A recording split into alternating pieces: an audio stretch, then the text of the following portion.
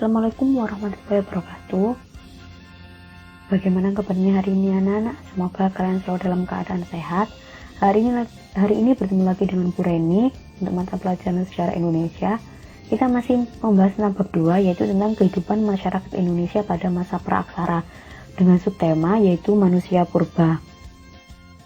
Manusia purba atau prehistoric people adalah jenis manusia yang hidup jauh sebelum mereka mengenal yang namanya tulisan. Kalau kita bicara tentang manusia purba dari sudut pandang ilmiah, tidak terlepas dari teori evolusi manusianya Darwin. Charles Darwin adalah seorang ilmuwan berkebangsaan Inggris. Beliau menyatakan bahwa manusia dan segala makhluk hidup lain terbentuk melalui proses yang panjang selama jutaan tahun melalui seleksi alam. Kalau di dalam agama Islam, manusia pertama adalah Nabi Adam. Nabi Adam adalah manusia seperti kita sekarang. Sedangkan kalau dari sudut pandang ilmiah atau teori ilmiah, mengakui adanya teori Charles Darwin. Dalam bukunya The Descent of Man, Darwin mengatakan bahwa atribut manusia yang paling unik pun ada analoginya di kalangan hewan. Akhirnya, ini disimpulkan oleh banyak ilmuwan dan masyarakat bahwa manusia itu berevolusi dari kera. Ini menurut hasil penelitian para ilmuwan, tetapi tidak menutup kemungkinan ada yang setuju, ada yang tidak setuju atau pro kontra terhadap teori evolusinya Darwin.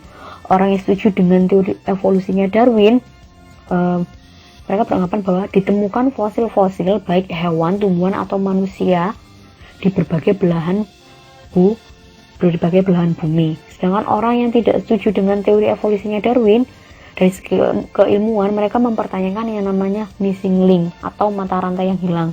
Bagaimana kera bisa berevolusi menjadi manusia? Penghubungnya apa? Itu yang ditanyakan oleh orang yang kontra terhadap teorinya Darwin. Dan juga menurut orang yang tidak setuju dengan teorinya Darwin, mengatakan teori ini tidak sesuai dengan pandangan kitab suci agama-agama samawi tentang penciptaan.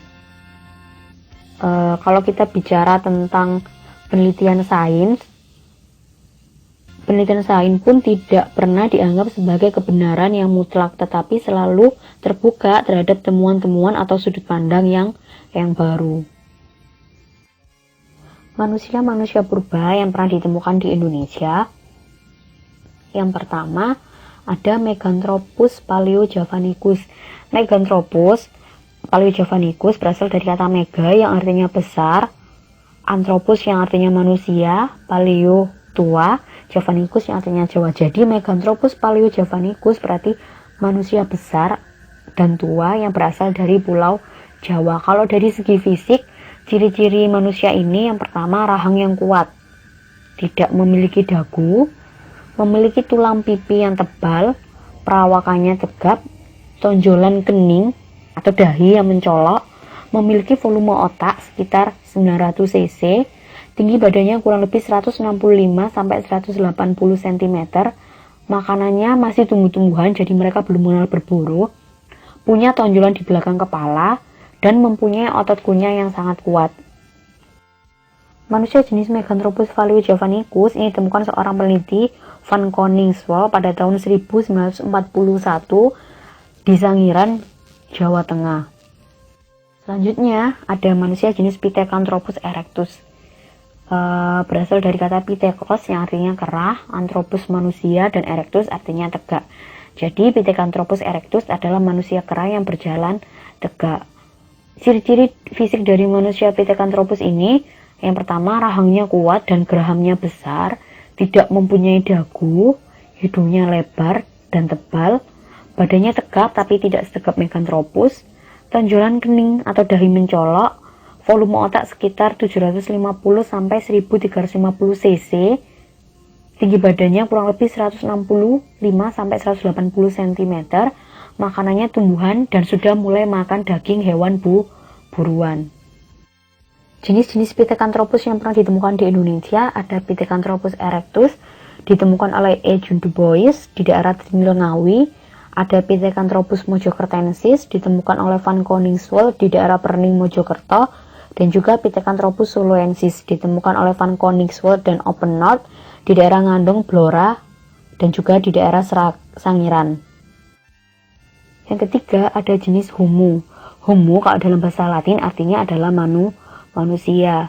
Jenis Homo ini memiliki ciri fisik otot kunyah, gigi dan rahang sudah menyusut, sudah mulai berdagu, berjalannya tegak, volume ototnya sudah mulai berkembang, yaitu sekitar 1350 sampai 1450 cc, tinggi badannya 130 sampai 160 cm, berat badannya kurang lebih 30 sampai 150 kg.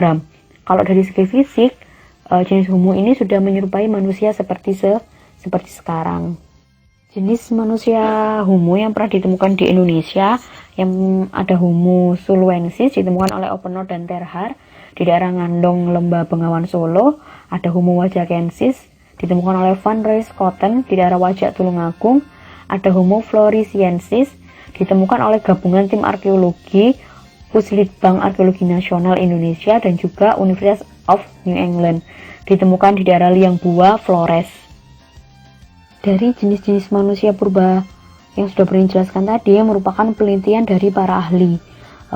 Sebenarnya tergantung bagaimana menyikapinya, tergantung bagaimana melihat sudut pandangnya.